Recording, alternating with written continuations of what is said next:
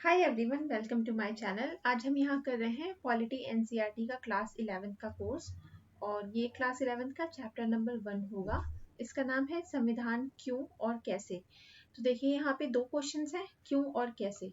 क्यों का क्या मतलब है कि संविधान क्यों बनाया गया, यानी इसकी आवश्यकता हमें क्यों पड़ी, और ये हम किस स्तर पर देखेंगे, पूरे विश्व स्तर पर देखेंगे, अर्थात हर विश्व पूरे देशों की बात कर रहे हैं हम। और उससे हमारा क्या आशय है, उससे हमारा आशय है मानव समाज की। तो मानव को संविधान की क्यों आवश्यकता पड़ी, पहला तो ये हो गया, और दूसरा हो गया कैसे, मतलब कैसे बनाया गया, और विशेष तौर पे हम इसमें पढ़ेंगे भारत का संविधान किस तरह से बनाया गया।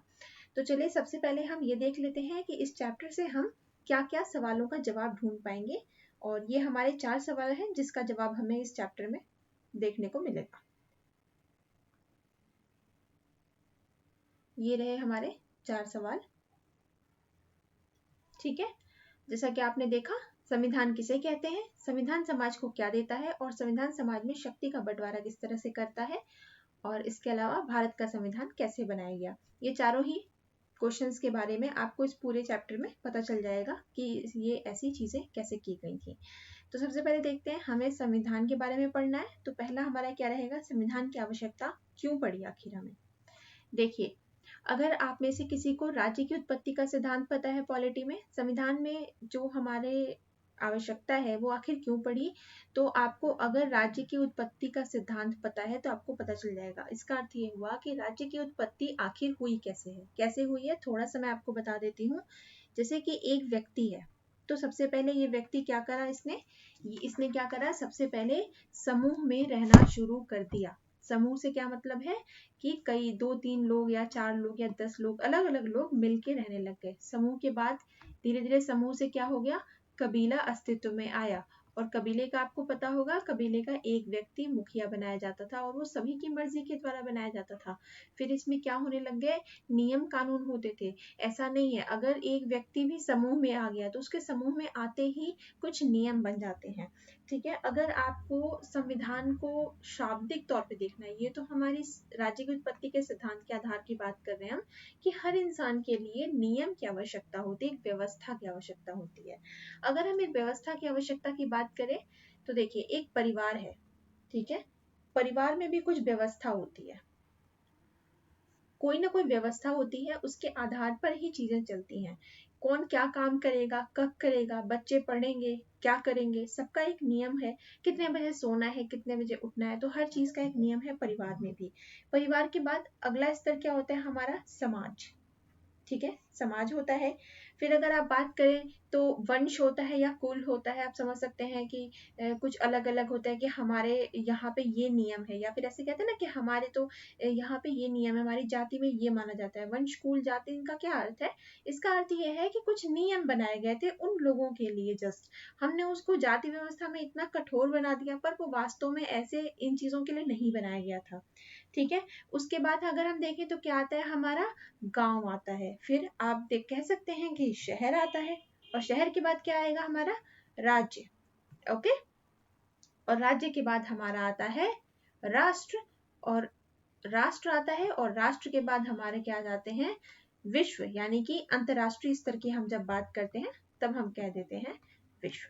ठीक है, तो इस तरह से हमारा ये समाज है। अब आप ये मुझे बताइए, क्या इनमें से कोई भी एक चीज ऐसी है जिसमें नियम के बिना काम चलेगा। परिवार में नियम है, समाज में भी नियम है, कुल में भी कुछ नियम है, गांव में भी नियम होते हैं, राष्ट्र में तो है ही है। अंतर्राष्ट्रीय स्तर पे भी आप देखेंगे बहुत तरह की संस्थाएं बनाई गई हैं। वो क्यों बनाई गई हैं, ताकि सभी देश एक नियम के तहत चलें। ऐसे तो फिर जो सबसे ज्यादा ताकतवर होगा वही बचेगा पूरे विश्व पे राज करने के लिए, है ना।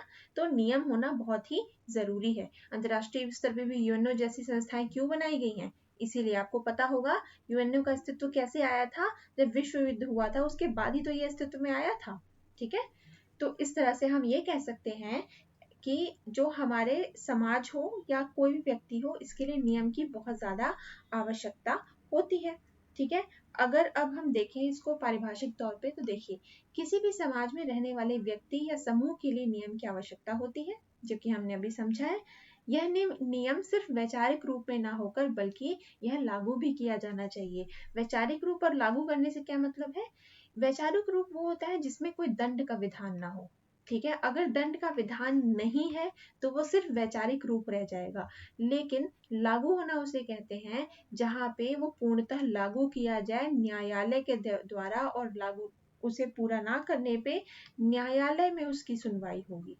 तो ऐसे कानून को, नियम को हम लागू करवाना कहते हैं। और लागू कौन करता है? सरकार करती है। सरकारें हमारी जो होती हैं वो नियम को लागू करवाने का काम करती है। अभी हम उसको देखेंगे। तो चलिए, ये आपको मुझे लगता है समझ आ गया होगा कि संविधान की आवश्यकता हमें क्यों पड़ी, और नियम कानून क्या होते हैं। राज्य की उत्पत्ति का सिद्धांत का भी हमने डिस्कस कर लिया। अब हम आगे बढ़ते हैं और हम थोड़ा सा देखते हैं अपने संविधान को परिभाषा के तौर पे। देखिए, संविधान क्या है? एक ऐसा दस्तावेज है जिसके अंतर्गत राज्य के बारे में कई प्रावधान होते हैं, जैसे राज्य का गठन कैसे होगा और वह किन सिद्धांतों का पालन करेगा। अब आप ये कह सकते हैं कि संविधान हमारे राज्य का गठन करवा रहा है, और साथ ही वो ये बता रहा है कि राज्य किस तरह से काम करेगा। इसका मतलब क्या होता है कि इसका मतलब ये है कि राज्य की मर्जी नहीं है। राज्य मतलब क्या हो गया यहाँ पे? अगर हम इसको थोड़े से छोटे स्तर पे देखें तो राज्य का मतलब है सरकार। तो किसी भी सरकार की खुद की इच्छा नहीं है कि वो जो मन चाहे वो काम कर सकती है। नहीं, सरकार के लिए भी संविधान ने कुछ नियम बनाए हैं, और सरकार को उन्हीं नियम या सिद्धांतों के अनुसार काम करना पड़ता है, जो कि ये पॉइंट हमारा कह रहा है।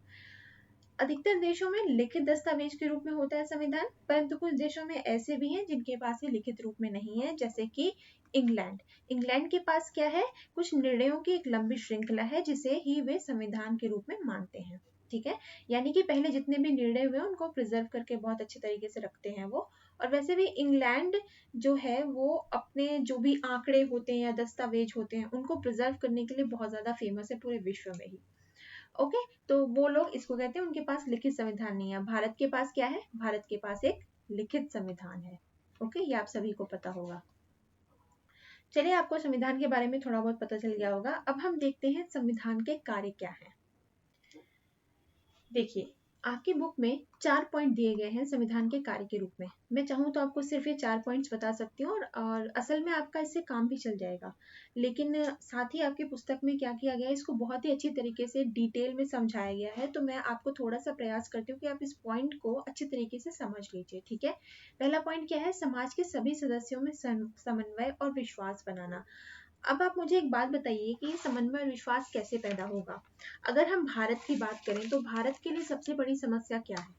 अगर आप थोड़ा बहुत भी अपने दिमाग पे जोर देंगे तो आप समझ जाएंगे कि हमारे भारत के लिए सबसे बड़ी समस्या क्या है? विविधता। आप ये भी कह सकते हैं कि ये समस्या होने के साथ साथ हमारी बहुत बड़ी संपत्ति भी है, यानी हमारी धरोहर भी है, क्योंकि इससे हमें बहुत तरह की सांस्कृतिक चीजों का आदान प्रदान होता है, और इसने हमारी संस्कृति को बहुत ही ज्यादा रिच बना दिया है। अगर यहाँ पे सिर्फ एक संस्कृति पनपी होती तो सोचिए क्या होता। क्या हमारे पास इतनी सारी विविधताएं होती। जो हमारा देश है उसके अंतर्गत विश्व धरोहर में बहुत सारी चीजें हैं। विश्व धरोहर में आपको जान के बड़ी हैरानी होगी कि हर धर्म की कुछ ना कुछ चीजें हैं। हर धर्म से, अगर आप सिर्फ धर्म से देखेंगे तो हर धर्म से अलग अलग चीजें हैं। प्राकृतिक चीजों के अलावा जो मंदिर होते हैं, पुरानी चीजें होती हैं। चलिए, आप ताजमहल की ही बात कर लीजिए। तो ये आखिर हमारे देश में है तो ये हमारी संस्कृति है। और वो क्यों हो पाई है? क्योंकि कोई एक अन्य संस्कृति हमारे देश में आकर के पनप सकी, इसीलिए, ठीक है। तो इसलिए हम ये कह सकते हैं कि हमारे देश के लिए सबसे बड़ी चुनौती भी विविधता है, और सबसे बड़ी हमारी धरोहर भी विविधता ही है। अब इसके साथ हमारे लिए चुनौतियां क्या क्या आती हैं? सबसे पहली चुनौती हमारी आती है धार्मिक निष्ठाएं। हम सभी लोगों की धार्मिक निष्ठा अलग अलग है। यानी कोई मुस्लिम है, कोई ईसाई है, कोई सिख है, कोई हिंदू है, कोई बौद्ध है, कोई जैन है, कोई पारसी है। तो मतलब जितने तरह के भी धर्म विश्व में पाए जाते हैं वो सभी धर्म के लोग हमारे देश में रहते हैं। सबसे बड़ी समस्या ये है। इसके अलावा कुछ लोग ऐसे भी हैं जो किसी धर्म को नहीं मानते, ठीक है। फिर उसके बाद अगर हम छोटे स्तर पर देखें तो देखिए, व्यवसाय भी एक लोगों के अलग अलग होते हैं, योग्यता अलग है, बहुत सारी चीजें हैं। कोई बूढ़ा है, कोई बच्चा है, तो सबकी जरूरतें अलग अलग हैं। इसके अलावा जेंडर अलग अलग है, महिला है, पुरुष है, अन्य जेंडर है, तो वो सब भी चीजें हैं। उसके अलावा आप आर्थिक स्थिति पे देखें तो गरीब और अमीर भी हैं, ठीक है। अब इन सभी के लिए एक जैसा ही नियम होना चाहिए, ये सबसे इम्पोर्टेंट है। और अगर एक जैसा नियम नहीं होगा तो क्या स्थापित नहीं होगा? समन्वय स्थापित नहीं होगा, विश्वास स्थापित नहीं होगा। किसी भी देश के लोगों को विश्वास क्यों होगा कानून पे या संविधान पे? अगर सभी के लिए वो अच्छा होगा तभी ऐसा होगा, राइट। तो इसलिए अगर ऐसा कह दिया जाए कि महिलाओं को शिक्षा का अधिकार नहीं दिया जाएगा, आप लोग घर पे बैठिए, तो आपको क्या लगता है कि क्या करेंगी महिलाएं? सड़क पे उतर आएंगी। आज के समय में तो वाकई सड़क पे उतर आएंगी, वास्तव में आंदोलन हो जाएंगे बहुत बड़े बड़े, ऐसा हो जाएगा। और अगर महिलाओं ने शिक्षा का अधिकार प्राप्त किया है तो बहुत तरह की लड़ाइयों और आंदोलनों के बाद ही प्राप्त किया है, ठीक है। तो इस तरह से संविधान के प्रति सभी को विश्वास और समन्वय तभी होगा जब सबके लिए नियम समान हो। ओके, ये पहला पॉइंट हमारा हो गया। सेकेंड पॉइंट हमारा क्या है? समाज में निर्णय लेने की जो शक्ति है वो किसके हाथ में है, किसके हाथ में होगी, तथा सरकार कैसे निर्मित होगी। अब हम सरकार की तो बात कर रहे हैं, पर सरकार बनाई कैसे जाएगी ये कौन निर्धारित करता है? ये भी हमारे खुद के जो हमारे संविधान है वो ही बना रहा है, वो हमारा संविधान ही बता रहा है कि आखिर ये निर्णय की शक्ति किसके अंदर होगी, निर्माण कौन करेगा, सरकार कौन बनाएगा, ठीक है। राज्य का निर्माण कौन करेगा, शासन के नियम क्या होंगे, ये सभी चीजें हमारा संविधान बता रहा है। लेकिन संविधान किस तरह से इसको बताता है? देखिए, अलग अलग जगहों पे अलग अलग नियम हो सकते हैं, ठीक है। अगर हम बात करें तो हम ये कह सकते हैं कि जैसे राजतंत्र है, चलिए आप राजतंत्र की बात कर लेते हैं, ठीक है। तो अगर हम राजतंत्र की बात करें तो राजतंत्र में सबसे इंपॉर्टेंट कौन होता है? राजा, ठीक है। तो जो हमारा कानून है उसमें वो कौन बनाएगा? उसमें हमारा कानून बनाएगा हमारा राजा। लेकिन जो राजतंत्र में कौन बना रहा है? राजा। और अगर हम बात करें लोकतंत्र की, तो लोकतंत्र में कौन बनाएगा? लोकतंत्र में कानून बनाने वाले लोग कौन होंगे? जनता। अब जनता कैसे? जनता डायरेक्टली तो कानून नहीं बना रही है, जनता बना रही है निर्वाचन के द्वारा। अर्थात जनता निर्वाचन करती है किस? अपने प्रतिनिधियों का, अपने प्रतिनिधि बनाती है, और फिर ये प्रतिनिधि जाते हैं और ये संसद में बैठ करके कानून बना रहे हैं। तो ये सभी चीजें जो कॉन्सेप्ट है ये कहाँ दिया हुआ है? ये संविधान में दिया हुआ है। अगर आप सोवियत संघ की बात करेंगे तो वहां पे क्या हुआ था? सोवियत जो पुराना वाला है उसकी बात है, आज के रूस की बात नहीं की जा रही है, सोवियत संघ की बात की जा रही है। तो उस समय क्या था? वहां पे एक पार्टी थी जो सब कुछ डिसाइड करती थी, ठीक है। वहां पे एक पार्टी थी। तो अलग अलग देशों को अपने उनके खुद के हिसाब से अलग अलग चीजें हो सकती हैं। भारत में क्या है? भारत में चयन पद्धति है, यानी निर्वाचन पद्धति है, और हम लोग वयस्क मताधिकार के द्वारा प्रतिनिधि चुनते हैं और संसद में भेजते हैं, और फिर वो प्रतिनिधि हमारे लिए कानून बनाते हैं। और ये सभी चीजें कहाँ व्याप्त है? हमारे संविधान में। ओके, चलिए अब हम तीसरा पॉइंट देखते हैं। और तीसरा पॉइंट देखते हैं क्या है। अब हमने ये तो देखा कि चलिए हमारी जो सरकार है वो संसद में बैठ रही है और हमारे लिए कानून बना रही है, लेकिन क्या हो अगर किसी सरकार का दिमाग फिर जाए और वो कुछ ऐसा कानून बना दे जो लोगों के हित में ना हो, फिर क्या होगा? देखिए, अगर ऐसा कहे सरकार, हमारी सरकार ये कह दे किसी दिन उठ करके कि कोई एक विशेष धर्म है जिसके लिए हम किसी भी तरह का कोई अधिकार नहीं देंगे, ऐसा कह दे कि आपको अपने धर्म का पालन करने से रोक दिया जाए, ठीक है, धर्म को अपना पालन करने से रोक दिया जाए, फिर क्या होगा? या ऐसा भी हो सकता है कि क्या कहे वो कि आप चूंकि गरीब हैं तो आप हमेशा अमीर की सेवा करेंगे, ऐसा हो जाए, ऐसा कुछ हो जाए, आप कोई और काम नहीं कर सकते, आपको सिर्फ और सिर्फ इसी व्यवसाय में जाना है, जैसा कि पहले था। पहले क्या हुआ था? जाति व्यवस्था में क्या किया गया था? सबके जो प्रोफेशन थे वो बांट दिए गए थे पहले वर्ण व्यवस्था में। फिर जाति व्यवस्था में क्या हुआ?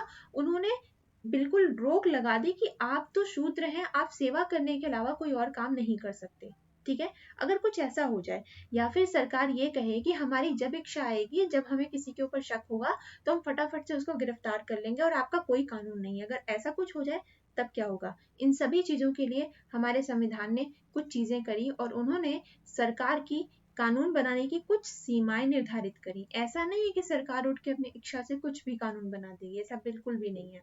तो इसके लिए उन्होंने सीमाएं बनाई है संविधान में, और चाह के भी कोई भी सरकार इसका कभी भी उल्लंघन नहीं कर सकती। और सीमाएं के रूप में हमें क्या मिला है, नागरिकों को मिला है मौलिक अधिकार। आप जानते होंगे, मुझे लगता है आप सभी लोग मौलिक अधिकार के बारे में जानते हैं, और नहीं जानते तो आपको नागरिक होने के नाते तो पता होना ही चाहिए कि हमारे मौलिक अधिकार क्या है। क्या करता है हमारा संविधान, राज्य हमारे ऊपर हावी ना हो इसलिए हमें कुछ मौलिक अधिकार देता है। और वो अधिकार कैसे होते हैं, जैसे कि बोलने की स्वतंत्रता, ठीक है, बोलने की स्वतंत्रता, राइट टू स्पीच होते हैं। हमें भाषण देने की स्वतंत्रता है, हमें किसी भी तरह से आंदोलन करने की स्वतंत्रता है, बशर्ते उसमें कुछ शर्त लगाई गई हैं कि वहां पे हिंसा नहीं होना चाहिए। अगर हम हिंसात्मक रूप से करेंगे तो सरकार या पुलिस अपना डिसीजन अपने हिसाब से ले सकती है। इसके अलावा और कब हमारे मौलिक अधिकार कम किए जा सकते हैं, जब आपातकाल जैसी कोई स्थिति होगी। तो आपातकाल के समय में कुछ मौलिक अधिकार हमारे सीमित करे जा सकते हैं या कुछ समय के लिए टाले जा सकते हैं। लेकिन आपातकाल के समय भी राइट टू लाइफ नहीं छीना जा सकता, अर्थात जीवन का अधिकार जो है, जीवन जीने का अधिकार हर किसी को है। ये हमें कौन प्रोवाइड करता है, ये हमारा संविधान हमें देता है, ताकि सरकार हमें, जो राज्य है वो अपनी मनमानी ना कर सके। ओके, चलिए अब चौथा पॉइंट समझते हैं। चौथा क्या है, सरकार को ऐसी क्षमता प्रदान करे जिससे हर व्यक्ति अपने व्यक्तित्व का विकास कर सके और इसके लिए उचित परिस्थितियों का निर्माण करे एवं न्यायपूर्ण समाज की स्थापना की जा सके। इसका मतलब क्या हुआ, अभी तो हमने बात करी सरकार की शक्तियों को सीमित करने की, लेकिन क्या हो अगर सारी शक्तियां सीमित कर दी जाएंगी तो क्या होगा। तो इसका मतलब ये हुआ कि सरकार के पास शक्ति भी तो होनी चाहिए, अदरवाइज वो काम कैसे करेगी।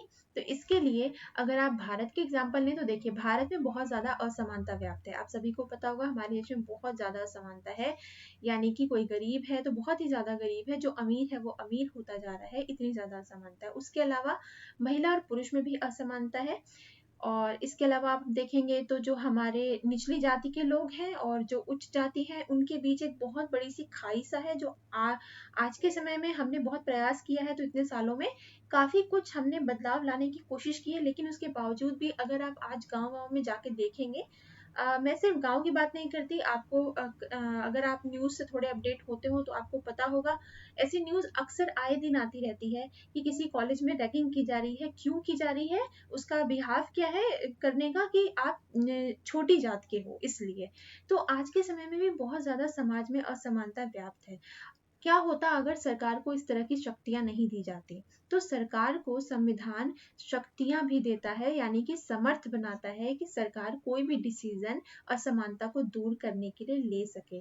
जैसे कि अलग अलग जगहों पे महिलाओं के लिए कुछ चीजें आरक्षित की जाती हैं।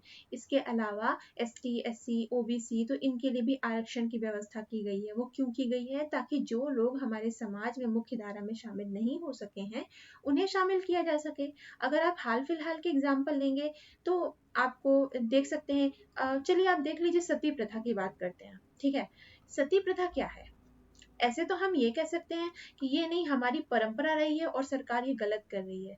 नहीं, सरकार के पास ये अधिकार है कि वो इस तरह की चीजों को बैन कर सके, और सरकार ने वही किया। और यही कारण है कि आज के समय में आपको सती प्रथा नहीं देखने को मिलेगी। जहां तक मुझे पता है 90s के समय में एक बार राजस्थान में कहीं पे ऐसी कोई न्यूज आई थी, लेकिन उसके बाद अभी तक सती प्रथा जैसी चीज नहीं मिली है देखने को। तो ये क्यों हो सका, क्योंकि सरकार को संविधान ने इतनी ताकत दिया। इसके अलावा आप हाल फिलहाल के एग्जाम्पल में देखेंगे तो आप देख सकते हैं कि नारियों के लिए क्या किया जा रहा है, या फिर जो भी और वर्ग हैं उनके लिए क्या किया जा रहा है। अब जैसे किसान है, किसान से टैक्स नहीं लिया जाता, ठीक है, तो वो सरकार का अधिकार है कि सरकार किसान से टैक्स नहीं लेगी। अगर कोई व्यक्ति ऐसा नहीं होता तो वो सुप्रीम कोर्ट जा सकता था, बोलता मैं क्यों टैक्स दूं, किसान को भी देना चाहिए टैक्स, ठीक है। तो वो किसकी पावर होती है, वो सरकार की होती है। और सरकार ऐसा क्यों कर रही है, ताकि सभी व्यक्ति को एक जैसा अपने आप को निर्माण करने के लिए, खुद का व्यक्तित्व का विकास करने के लिए एक जैसा, एक सेम तरह का जितना भी जो हमारे पास एक व्यवस्था होती है, संसाधन होते हैं, अगर किसी के पास संसाधन कम है तो उसे आरक्षण के थ्रू क्या किया जा रहा है, आरक्षण के थ्रू उसको एक बराबर में खड़ा किया जा रहा है, तो व्यक्तित्व का विकास हो सके। इसके अलावा न्यायपूर्ण समाज की स्थापना, और न्यायपूर्ण मतलब मैंने आपको समझाया, अगर कुछ ऐसा हो जाता कि कोई भी अपनी मर्जी से कुछ भी करने शुरू कर दे तो वो गलत हो जाएगा, तो ये सब चीजें संविधान ने हमारी सरकार को या राज्य को शक्तियां प्रदान की है। ठीक है गाइस, तो ये हमारे संविधान के कार्य हो गए। अब आगे बढ़ते हैं और देखते हैं कि आखिर संविधान को लोग मानते क्यों हैं, किस आधार पे लोग संविधान को मान्यता देते हैं। देखिए, इसमें दो सवाल हैं।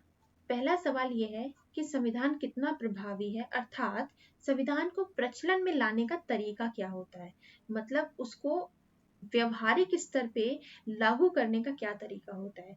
ऐसे संविधान का क्या फायदा जहाँ पे लंबी लंबी बातें लिखी हों लेकिन वास्तव में वो व्यवहार में ना हो पाए, ऐसा कह सकते हैं आप। इस तरह के सवाल आपके एनसीईआरटी में जगह जगह क्वेश्चन पूछे होते हैं, तो इस तरह से वो क्यों पूछते हैं, ताकि आप अपने दिमाग की एक्सरसाइज कर सकें और थोड़ा सोच सकें। और आपको पता होगा मेंस में ज्यादातर क्वेश्चन जो होते हैं वो ऐसे ही आते हैं।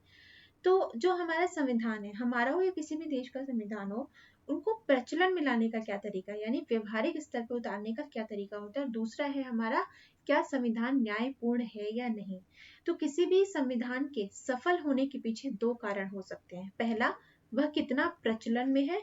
दूसरा, वो कितना ज्यादा न्यायपूर्ण है, यानी कितने ज्यादा लोगों के लिए वो न्याय है, न्याय तरीके से सही है, न्यायिक तरीके से देखा जाए तो पहले क्वेश्चन का आंसर ढूंढने की कोशिश करते हैं कि संविधान को प्रचलन में लाने का क्या तरीका होता है। देखिए, समाज के सभी वर्गों में क्या है, समन्वय।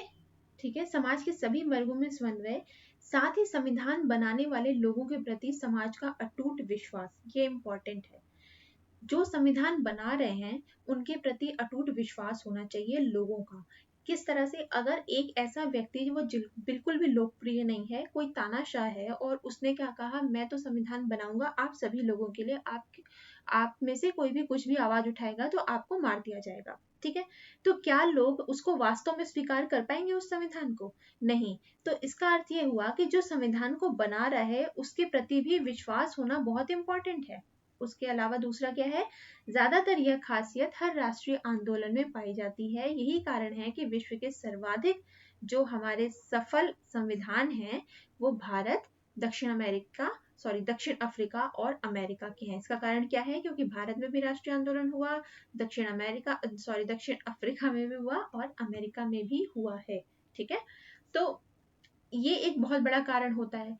अब राष्ट्रीय आंदोलन किस तरह से अपनी भूमिका निभाता है, मैं आपको थोड़ा सा समझाने की कोशिश करती हूँ। देखिए, आप ये बताइए, आज भले ही नेहरू को जिस दृष्टि से, अब मुझे लगता है कि नहीं देखा जाता है, ये तो कई बार राजनीति हो जाती है, लेकिन उसके बावजूद भी जो नेहरू थे जब प्रधानमंत्री बने तो उनका जो लोगों के प्रति, मतलब लोग उनको जिस तरह से स्वीकार करते थे, यही कारण तो था कि वो प्रधानमंत्री बने। ठीक है, पटेल की बात ले ली जाए तो पटेल में कुछ खासियत थी कि लोग जो थे सारे के सारे वो उनकी बात को मानते थे।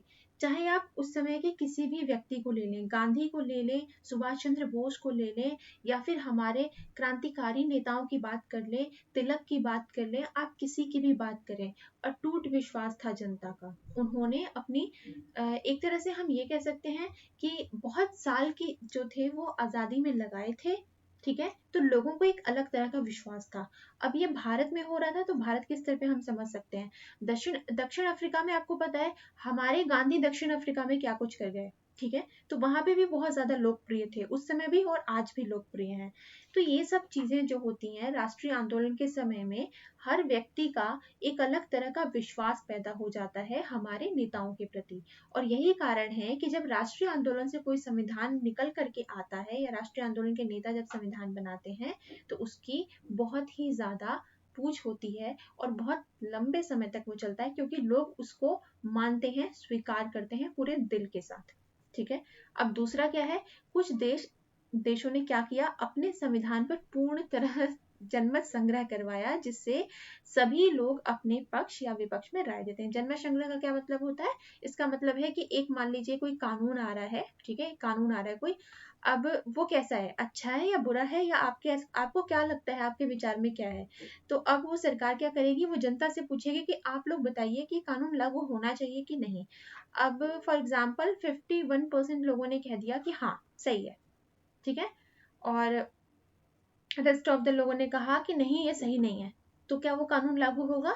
हाँ, वो कानून लागू हो जाएगा, क्योंकि 50% से ज्यादा लोगों ने कहा कि हाँ कानून सही है। तो इस तरह से लोगों से पूछा जाता है। कुछ देशों ने ऐसा भी किया है, और लेकिन भारत ने क्या किया, हमारे भारत के में संविधान बनाया गया है। और संविधान किसने बनाया? हमारे उन नेताओं ने बनाया जिनके ऊपर हमारा जो समाज था वो पूरी तरह से विश्वास करता था। अंबेडकर हो, या आप जितने भी नाम है आप सभी नाम को ले सकते हैं, क्योंकि मैं कोई एक नाम लूंगी कोई एक छूट जाएगा तो वो एक बहुत अजीब बात हो जाती है। चलिए अब आगे बढ़ते हैं। अब दूसरे क्वेश्चन का जवाब हम देखते हैं, क्या संविधान न्यायपूर्ण है? अर्थात समानता का सिद्धांत होना चाहिए संविधान में, और हर व्यक्ति को अपनी पहचान, धर्म आदि को बनाए रखने की आजादी होनी चाहिए। देखिए ये जो धर्म है ना, ये बहुत ही इंपॉर्टेंट चीज है।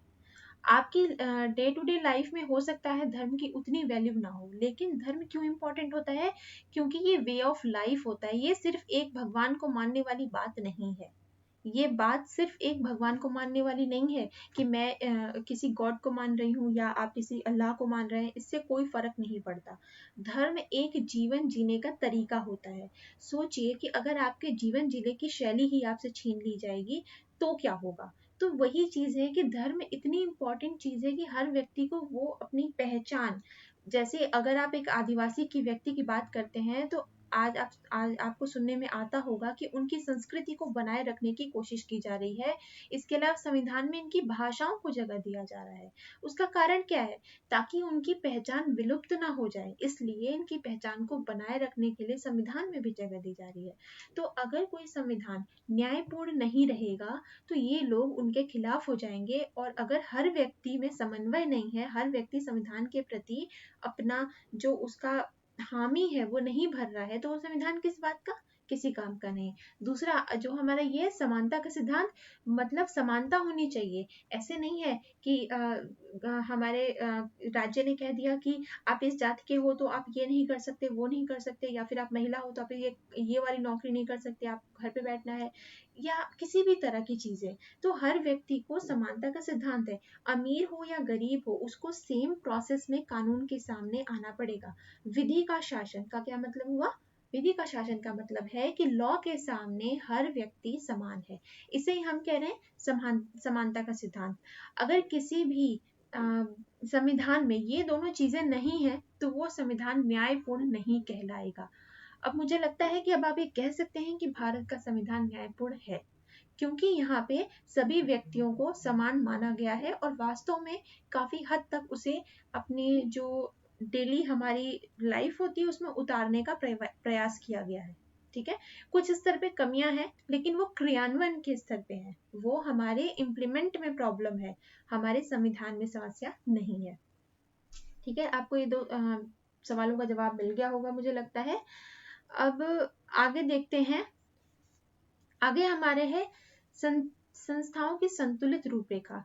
देखिए इसमें हम पढ़ेंगे जो हमारी विधायिका है, ठीक है, हमारी विधायिका हो गई, कार्यपालिका हो गई, और हमारी न्यायपालिका हो गई। तो हम इन तीनों के बारे में देखते हैं कि इनका किस तरह से संतुलित बंटवारा किया गया है संविधान में, और ये भी संविधान ने ही किया है, और ये काफी लंबा टॉपिक है। ये काफी लंबा टॉपिक है, तो इसको हम करेंगे अगले वीडियो में। आप पढ़ते रहें, और मिलती हूँ मैं आपसे अगले वीडियो में। Take care, bye bye.